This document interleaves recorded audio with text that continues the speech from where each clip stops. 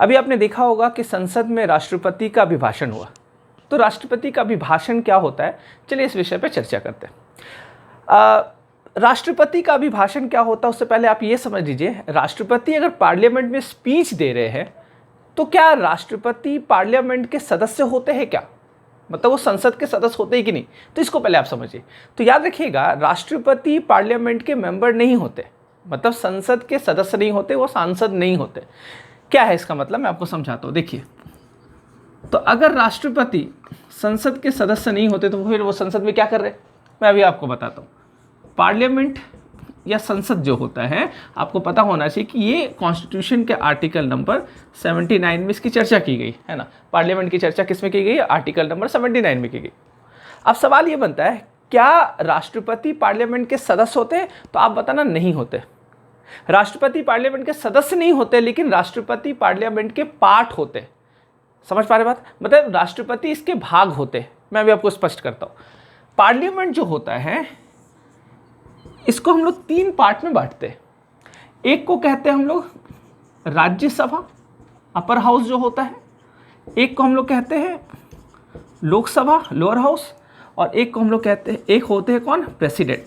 देखिए समझिएगा बात, राष्ट्रपति जो होते हैं वो ना ही राज्यसभा के मेंबर होते हैं ना ही लोकसभा के मेंबर होते हैं, मतलब वो सांसद नहीं होते। पार्लियामेंट, मेंबर ऑफ पार्लियामेंट जिसको बोलते हैं, वो मेंबर ऑफ पार्लियामेंट नहीं होते, लेकिन वो पार्लियामेंट से अलग भी नहीं होते। मतलब राष्ट्रपति पार्लियामेंट का ही एक क्या है, अंश है, एक पार्ट है। जब तक प्रेसिडेंट नहीं होंगे तब तक पार्लियामेंट कंप्लीट नहीं होगा। पार्लियामेंट का मतलब हो गया ये तीनों, जिसमें 2 हाउस और एक राष्ट्रपति, ये आपको स्पष्ट होना चाहिए। तो आप ये चीज़, पहला चीज़ आप ध्यान रखिएगा, राष्ट्रपति पार्लियामेंट के मेंबर नहीं होते, मेंबर ऑफ पार्लियामेंट वो नहीं होते, लेकिन वो पार्लियामेंट के पार्ट होते, मतलब वो संसद के क्या होते हैं, उनका एक भाग है। बिना राष्ट्रपति का संसद कंप्लीट नहीं होता। आपको ये बात पता है कि दोनों हाउस से बिल पास होता है, फिर राष्ट्रपति के पास जाता है, फिर वो साइन करते हैं। तो खैर चलिए, उस विषय पर हम लोग नहीं बात करते। अभी मैं आपको ये बता रहा हूँ, चूंकि राष्ट्रपति प्रेसिडेंट होते हैं, पहला चीज, चूंकि राष्ट्रपति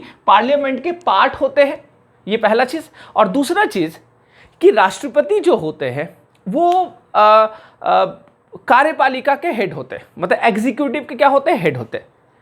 तो आप समझना, कागज में सैद्धांतिक रूप में ही होते हैं ना। सैद्धांतिक रूप में क्या होते हैं, आप आर्टिकल 53 अगर पढ़िएगा तो उसमें लिखा हुआ है कि संघ की समस्त कार्यपालिका शक्ति किसमें निहित है, राष्ट्रपति में निहित है। मतलब राष्ट्रपति के पास कार्यपालिका शक्ति है ना, एग्जीक्यूटिव पावर है, मतलब सबसे हेड है होंगे।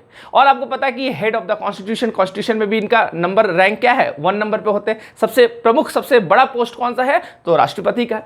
तो आप समझते हैं, चूंकि ये पार्लियामेंट के भाग होते हैं, इनका पार्ट होता है, पार्लियामेंट के ये पार्ट होते हैं, इसलिए आर्टिकल 87 आप याद रखिएगा, ये आर्टिकल नंबर, मैं आर्टिकल 87 राष्ट्रपति का अभिभाषण का बात करता है। मतलब राष्ट्रपति जो स्पीच देते हैं उसकी सूचना हम लोगों को कहाँ मिलती है, आर्टिकल नंबर 87 में। और आर्टिकल नंबर 87 में बताया गया है कि 2 ऐसा कंडीशन होता है, 2 ऐसा समय आएगा जब राष्ट्रपति अपना अभिभाषण देता है। तो याद रखिएगा, राष्ट्रपति मेंबर ऑफ पार्लियामेंट नहीं होते, राज्यसभा लोकसभा के मेंबर नहीं होते, इसलिए वो राज्यसभा या लोकसभा वो जाते नहीं है। क्लियर है, लोकसभा राज्यसभा राष्ट्रपति जाते नहीं है, लेकिन 2 ऐसा परिस्थिति आता है जब वो लोकसभा राज्यसभा जाते हैं। लोकसभा राज्यसभा के कहने का मतलब यहाँ पे जॉइंट सेशन होता है, तो लोकसभा राज्यसभा के सांसद को संबोधित करते हैं, एक तरह से आप कह सकते हैं। लोकसभा राज्यसभा में तो जॉइंट सेशन नहीं होता है, जॉइंट सेशन पार्लियामेंट के कहाँ होता है, सेंट्रल हॉल में होता है। तो जो पार्लियामेंट है हमारा, उसमें एक हाउस है लोकसभा, एक है राज्यसभा। लेकिन जब दोनों हाउस के सदस्य को मिलाकर ज्वाइंट सेशन करते हैं, उसको हम वो कहाँ पे करते हैं, सेंट्रल हॉल में करते हैं। क्योंकि पता चला लोकसभा में राज्यसभा के मेंबर आएंगे, फिर बैठेंगे कहाँ पे, है ना, या राज्यसभा में लोकसभा के मेंबर जाएंगे तो कहाँ बैठेंगे। तो इसलिए सेंट्रल हॉल होता है, बड़ा हॉल होता है, जिसमें लोकसभा राज्यसभा दोनों हाउस के मेंबर आके आराम से क्या कर सकते हैं, बैठ सकते हैं। तो आप समझना, राष्ट्रपति आर्टिकल 87 के तहत 2 ऐसा समय आएगा जब वो अपना स्पीच देते हैं या सांसद को संबोधित करते हैं। कौन कौन सा समय, एक तो समय ये वाला है, जब भी आम चुनाव होता है, नॉर्मली आम चुनाव कब होता है आपको पता है कि 5-5 साल में, ठीक है।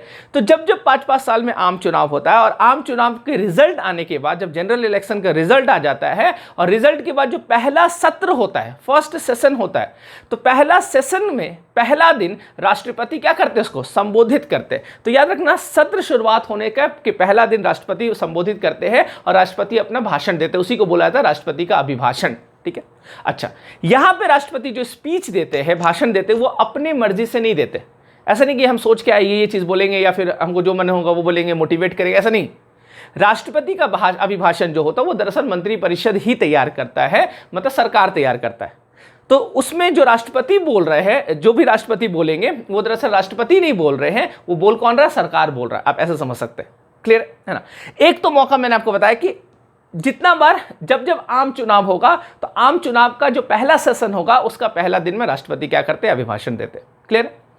इसके अलावा दूसरा समय आता है हर वर्ष का जब पहला सेशन होता है और उसका पहला दिन होता है, उस दिन राष्ट्रपति अभिभाषण करते हैं, क्लियर। मतलब राष्ट्रपति कब कब संबोधित करते हैं हमारे सांसद लोगों को, तो आप ध्यान रखना, राष्ट्रपति सांसद लोगों को संबोधित करते हैं कब कब, एक तो आम चुनाव जब होता है 5-5 साल में, उसका पहला सत्र में संबोधित करते हैं, और दूसरा कब, प्रत्येक वर्ष का जो पहला सत्र होता है उसमें राष्ट्रपति क्या करते हैं, संबोधित वहां पे संबोधन करते हैं, क्लियर है ना। राष्ट्रपति जब अपने स्पीच दे देते हैं, मैंने आपको बताया कि राष्ट्रपति का स्पीच दरअसल लिखता कौन है, मंत्रिपरिषद, है ना।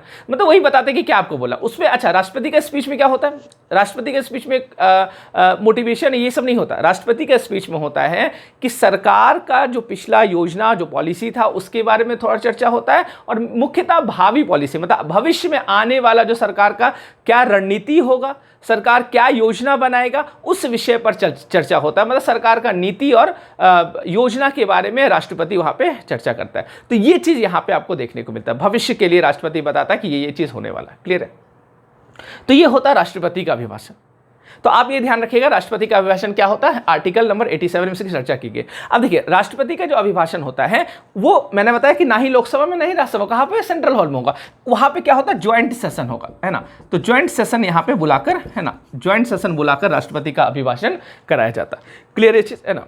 तो इसको आप ध्यान रखना। राष्ट्रपति का अभिभाषण जब हो जाता है उसके बाद एक प्रस्ताव प्रस्तुत होता है, उसको बोलते हैं धन्यवाद प्रस्ताव। तो आप ध्यान रखिएगा, धन्यवाद प्रस्ताव को प्रस्तुत किया जाता है राष्ट्रपति के अभिभाषण के बाद, और फिर 3-4 दिन तक धन्यवाद प्रस्ताव पर क्या चलता है, उस पर चर्चा चलता है।